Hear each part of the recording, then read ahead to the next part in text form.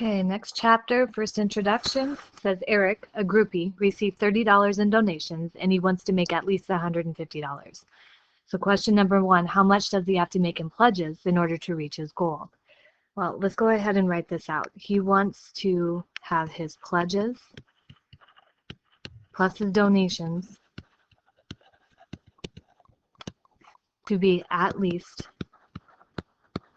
$150. So we don't know his pledges, but we do know that he made $30 in donations. And again, we want that to be at least 150. So pledges have to be at least 120 because 120 plus 130 will give us that at least. So pledges have to be at least $120. Okay, let's look at that algebraically. We don't know our pledges, so a lot of times we're going to give that a variable. So we know our pledges plus our $30 have to be at least $150.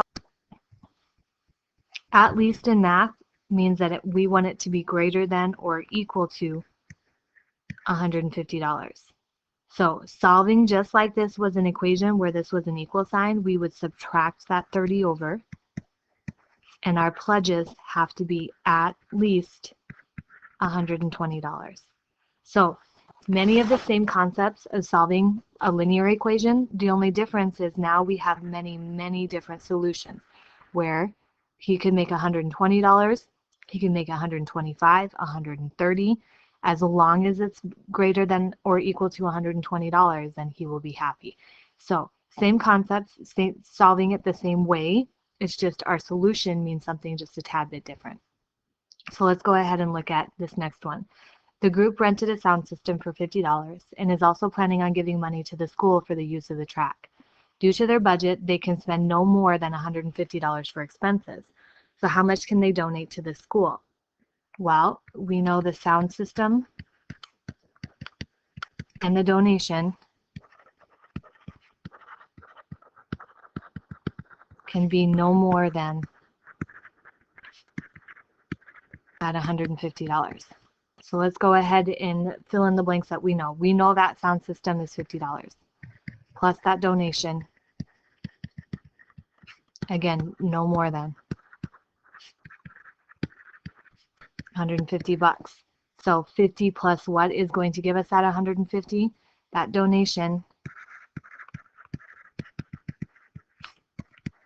can be no more than $100. Again, let's translate that over to an algebraic term. We don't know that donation, so we're going to say donation is D. We know the $50. So $50 plus what? No more than, it has to be less than or equal to $100. So just like solving a linear equation, we subtract that 50 over 150. Because our donation can be no more than $100 or less than or equal to. So again, they could give them all of it, or they could give them 90.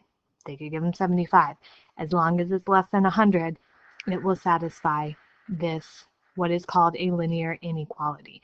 So again, still solving by adding and subtracting. Next section we'll look at multiplying or dividing, but again, our solutions mean something a little bit different, and we will look at that in the notes and vocab of this section. So go ahead and get those out. Okay, objectives of this section are to solve those linear inequalities in one variable, to identify or graph the solution, to solve real-world problems involving inequalities, and then to write linear inequalities in one variable. So we have actually done 3 of those. We are going to look at graphs in just a little bit. So again, understanding that these are now called inequalities because we do have a sentence. This still is our verb in our sentence. We have less than, greater than, less than or equal to, and greater than or equal to. The difference between these two is that when we have that line underneath, that value is included. When we don't have a line, that value is not included. They do show their addition property of inequalities, but again, that's the same as solving a linear equation. So let's go ahead and solve this, and it does say check your solution, and I'll show you how to do that in just a second. Okay, kind of looking at this as an equation, we do want to get that variable by itself, so we're going to add or subtract first, which means we're going to add a 12 over. We have our variable by itself, 12's canceled, so we have greater than or equal to 20. To check that solution, if you want to make sure, go ahead and plug in 3 values. 1 less than 20, 20, and 1 greater than 20 to see if this rings true. So less than 20, if we plug in 18, 18 minus 12 greater than or equal to 8, is 6 greater than or equal to 8? No, that does not work. And that makes sense because again, the number we said has to be greater than 20. So let's go ahead and plug in 20. 20 minus 12, is that greater than or equal to 8? Is 8 greater than or equal to 8? Yep, that one worked. Now greater than 20, let's go 22. 22 minus 12 greater than or equal to 8. Is 10 greater than or equal to 8? Yes, it is. So that's how you would check the solution. Many times we don't have to, as long as we know for sure that our math is correct, but that would be the way that we would check the solution, knowing that one of them is always going to ring untrue because we stated that that value does have to be greater than or equal to 20. Okay, so with that in mind, go ahead and try guided practice 1. Okay, looking at the steps of 1A, if you notice the variable is on the right this side, but still I'm solving this. So I'm trying to get that variable by itself. So adding 8 on each side, I end up with 30 is greater than m. When we look at solutions of inequalities, we always like to have the variable on the left. So I need to face that m and read this. This says that m is less than 30. I can't just pick up the m and the 30 and flip-flop. I have to write it as m is less than 30. So please make sure you say that in your head before you translate. B, adding that quick 14 over, realizing that D is greater than or equal to negative 5. So in 1A, 30 is not a solution of this inequality. In 1B, negative 5 is a solution to this inequality because that does say equal to. All right, let's move on. A more concise way of writing a solution set is to use what's called a set builder notation.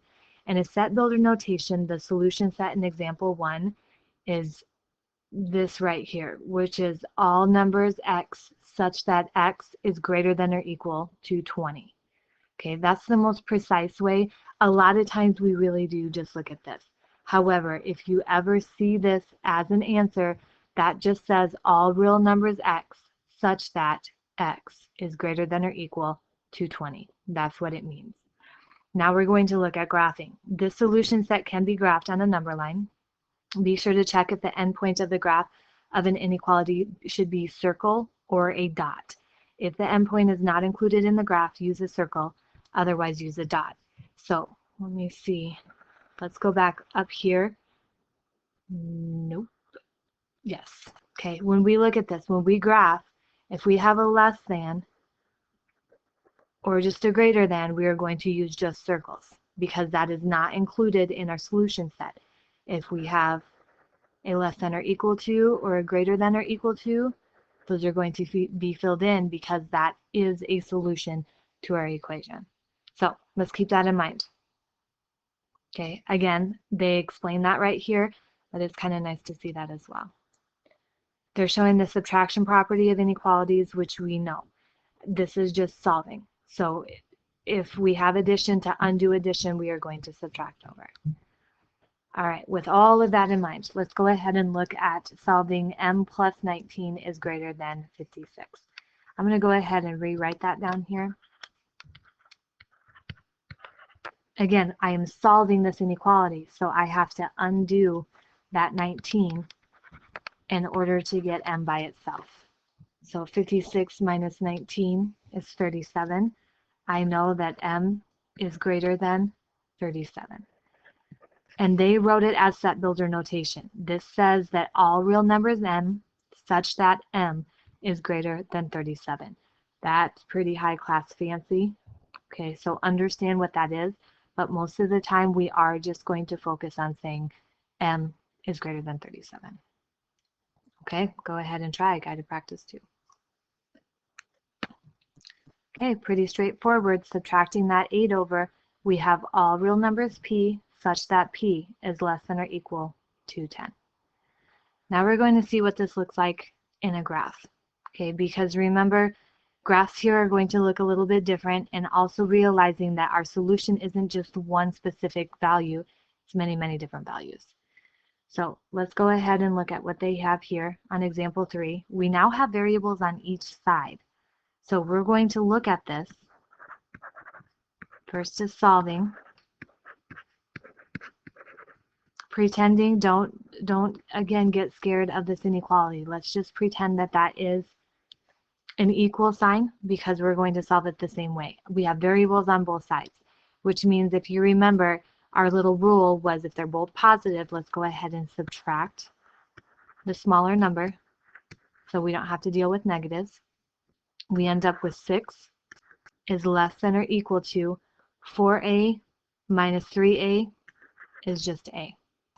The only problem with this is it's written backwards. So again, I'm going to start with the variable. I'm going to face that and read it to the left. This says a is greater than or equal to 6. So I'm going to rewrite that as a is greater than or equal to 6.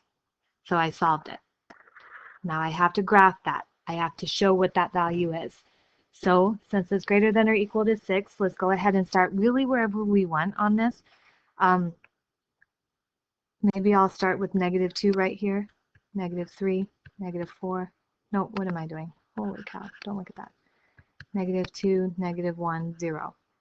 1, 2, 3, 4, 5, 6, 7, 8, 9, 10. And that's probably where I'm going to stop because I realize that this is greater than or equal to 6. So since it's equal to, I know that the value can be 6. So I am going to put a circle on 6 and I'm going to fill it in because 6 can be a solution. It's also greater than.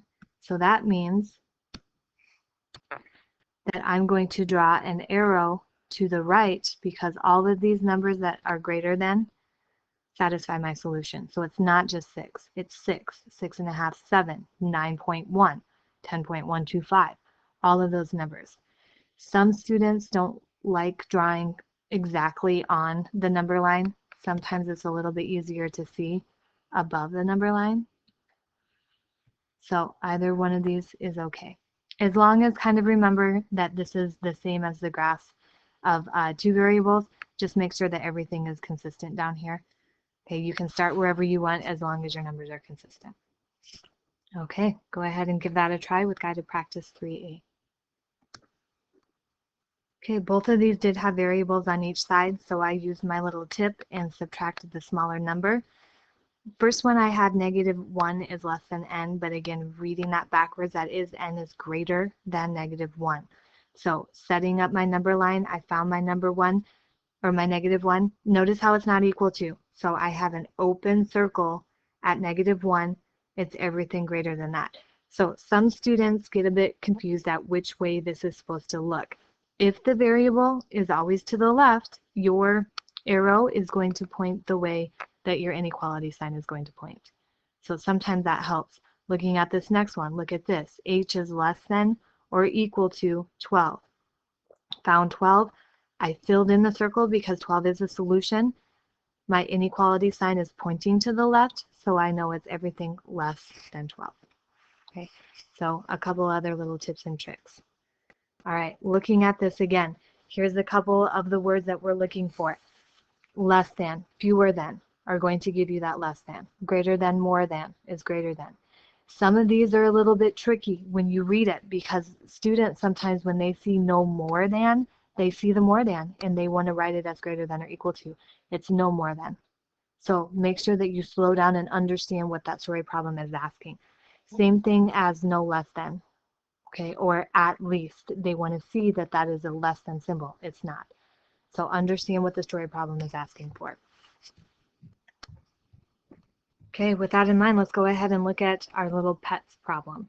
It says Felipe needs for the temperature of his leopard gecko's basking spot to be at least 82 degrees Fahrenheit. Currently, the basking spot is 62.5 degrees Fahrenheit. So question, how much warmer does that basking spot need to be?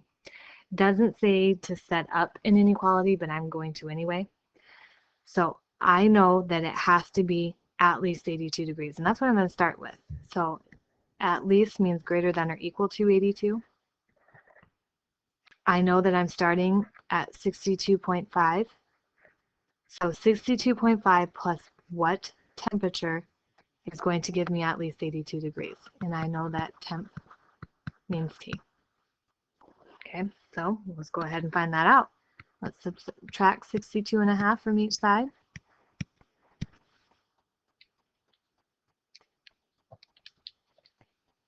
And we end up with 19.5, I believe. That doesn't sound right. What on earth? 19.5, that is correct. So the temperature increase has to be at least 19.5 degrees temperature Fahrenheit increase. Okay, it can be more than that. Again, it doesn't just have to be 19.5 and then we can stop. We don't have to be there right at the button to hit that stop button. It can be a little bit more than that. Okay, so understand the words, translate it into an inequality, and then solve from there. Okay, go ahead and try guided practice 4. Okay, on this problem, I went ahead and wrote out what we were looking at. He bought a shirt, he bought a belt, he wants to buy jeans, he only has $65 to spend.